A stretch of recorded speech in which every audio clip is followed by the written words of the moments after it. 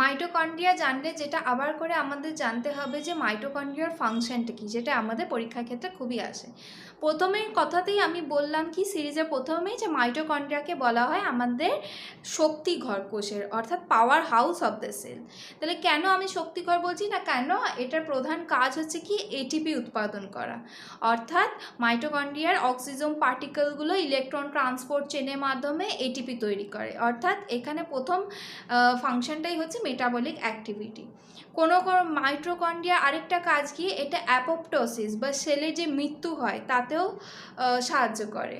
তারপর কোনো ক্ষেত্রে কি হয়, মাইটোকন্ড্রিয়ার মধ্যে বিভিন্ন হরমোনস যেমন টেস্টোস্টেরন, এইগুলো যে হরমোনগুলো রয়েছে স্টেরয়েড, সেগুলো তৈরিতেও মাইটোকন্ড্রিয়া সাহায্য করে। তাছাড়া হচ্ছে বিভিন্ন সেলুলার অ্যাক্টিভিটি যেমন সেল সিগন্যালিং আছে, সেলের সেনেসেন্স আছে, এগুলোতেও মাইটোকন্ড্রিয়ার ফাংশন আছে।